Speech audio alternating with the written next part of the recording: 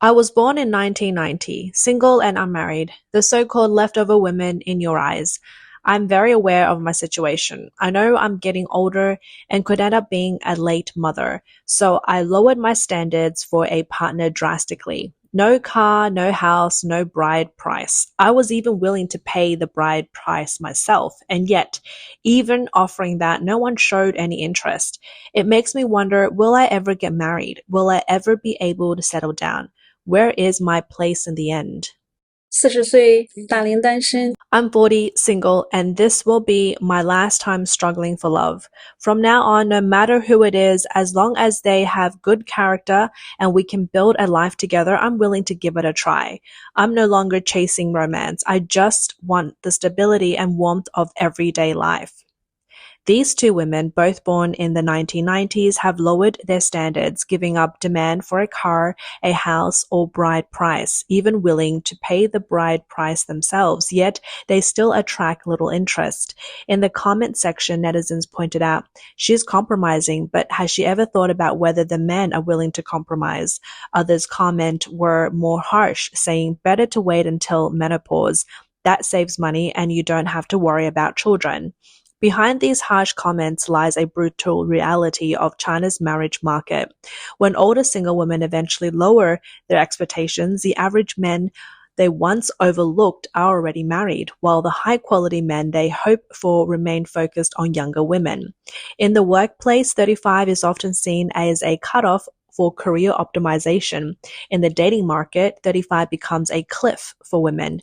Xiao Ya, working in Shenzhen, shared her personal experience of this terrifying threshold, showing just how stark the age 35 divide can be. 我是34岁未婚未育大龄剩女。Once you pass 35, it becomes really tough. Just like me, I was born in 1992, so I'm about to turn 36, and I'm still single and unmarried. At this stage, you realize that getting married is extremely difficult. First, you have to meet someone suitable. Second, that person has to actually want to get married. And most importantly, they have to be willing to take the plunge. So both men and women need to understand one reality. If you're over 35 and still unmarried, chances are it will be very difficult to get married for the rest of your life. Shenzhen, a city once synonymous with the opportunity and wealth, has long drawn countless young people chasing their dreams. Some call it a city built for making money, but today more and more people are realizing that Shenzhen has quietly become a city of leftover women. 深圳的剩女数量已经突破80万。In Shenzhen, the number of leftover women has surpassed 1 million, with around 500,000 of them being high quality, over 35 single women. They tend to share some common traits. Most come from out of town, earn enough to support themselves, but still struggle with buying a home. Have met plenty of eligible men, but haven't found a match. The reality, however, is tough. The successful men they're interested in rarely consider women over 35, and even for men from wealthy families, parental approval can be a major barrier. It raises the question, are these women really destined to grow old alone? There are 1 million single women over 35 in Shenzhen. To put that in perspective, the city's total resident population is about 18 million, of which around 8.07 million are women, leaving men outnumbering women by 1.83 million. Of those 8.07 million women, those of marriageable age, roughly 25 to 45, number at most 3 to 4 million, and out of them, a staggering 1 million are older single women. That means 1 in every 3 women of marriageable age in Shenzhen is single. At some high-end matchmaking events, the imbalance is even more extreme. Reports speak of 9 women competing for 1 man. So where have the extra 1.83 million men gone? The truth is harsh. These men and the so-called leftover women simply live in different worlds. Most of Shenzhen's surplus men work on the city's assembly lines as delivery drivers, couriers, or in low-level office jobs earning only a few thousand yuan a month. In the marriage market, where family background and social status are highly valued, these men can't even get a foot in the door. By contrast, the older single women tend to be highly educated, independent, and earning upwards of 10,000 yuan a month. They are professional elites working in offices and calling the shots, naturally setting their sights on the tiny fraction of men in Shenzhen who earn millions, owns a car and a home. Here's what a matchmaker had to say. 深圳为什么会成为剩女之都呢？ Why has Shenzhen become the city of leftover women? Because most women attending matchmaking events, about 90% of them are over 30. Take, for example, a 39-year-old woman who is a partner at a brand consulting firm and holds a master's degree. She owns a car and a home with an annual income of around 400,000 yuan. When she was younger, she graduated from a top university, had a good job and a solid income, so her standards for men were high. She hoped her partner would have a 985 level master's degree, own a car and a home in Shenzhen, and earn around 800,000 yuan per year.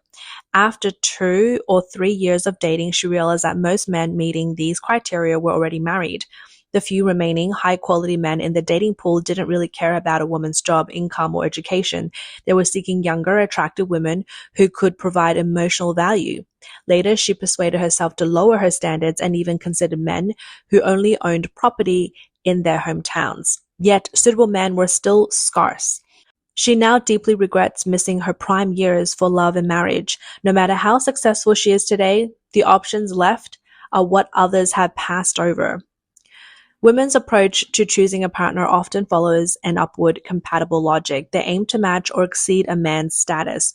But for top-tier men earning around 800,000 yuan a year, a woman's income, car, or property doesn't really matter because, in the end, she's still expected to rely on his money.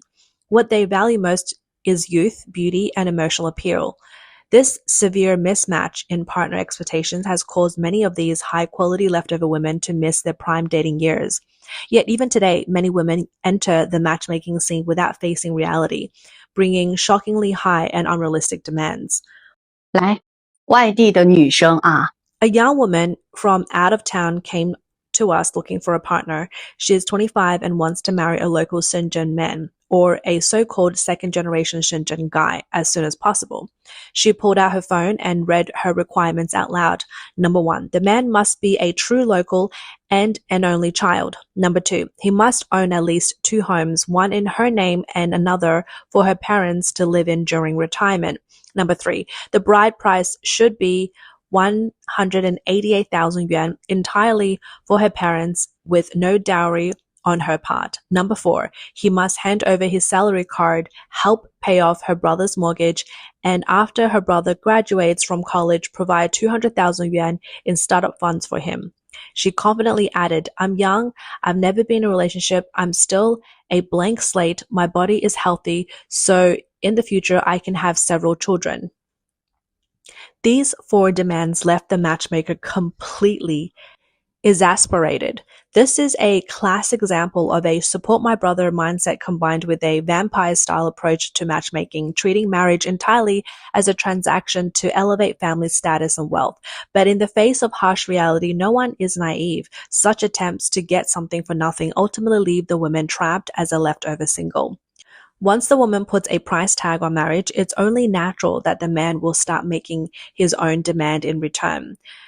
深圳相亲现场竟然变成了燕子。 A matchmaking event in Shenzhen turned into a full-on financial and physical inspection. The woman demanded proof of the men's assets while the men in turn scrutinized the women. The woman's requirements were high: a house, a car, an annual income above 200,000 yuan, and a bride price of 188,000 yuan. No compromises. The man didn't back down either, laying down his own conditions. The woman had to undergo a medical check, be in perfect health, and have full reproductive capability. The clash of demands ended in a bitter stalemate, and the argument nearly turned physical. Why has Shenzhen, a vibrant city full of young energy, become a hotspot for older single women? Behind this lies the city's intensely competitive, high-pressure economic environment. 深圳再这么熬，大家还能扛多？ How much longer can the people of Shenzhen hold on?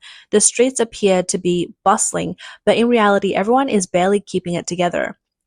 The average salary is just over 6,000 yuan, yet mortgage payments often exceed 10,000 per month.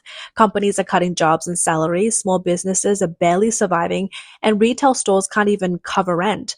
Office workers are juggling credit cards just to stay afloat. People say Shenzhen residents are wealthy, but in reality, the average debt per person exceeds 300,000 yuan. Everyone looks polished on the outside, but underneath, they're just holding on. No one dares to shop, get sick, or collapse. This is the true Shenzhen. The pressures of survival are draining every drop of romance from young people. Men struggling under the shadow of working 12-hour schedules and layoffs can barely cover their own basic needs. How could they possibly meet the expectations of older women who demand a house, a car, and maximum emotional value? Don't assume that leftover women are just a Shenzhen phenomenon. Across the country, the anxiety of older single women is sweeping through every first and second tier city in China. In Shanghai, the so-called magic city, the situation is just as severe. 上海之后肯定是最多大龄剩女的城市。After Shenzhen, Shanghai tops the list of being the city with the most older single women and also the highest concentration of singles. The dating scene here is fiercely competitive with women who aren't just beautiful but also highly educated and financially independent. From their 20s to mid-30s, they are everywhere and all single. The problem? There are simply too few men who can match them. The high-quality men either spend too much time partying or they refuse to get married. In a city like Shanghai, finding a serious long-term relationship is incredibly difficult. 姐妹们，我是91年的，34岁。Ladies, I was born in 1991. I'm 34 and I'm still single.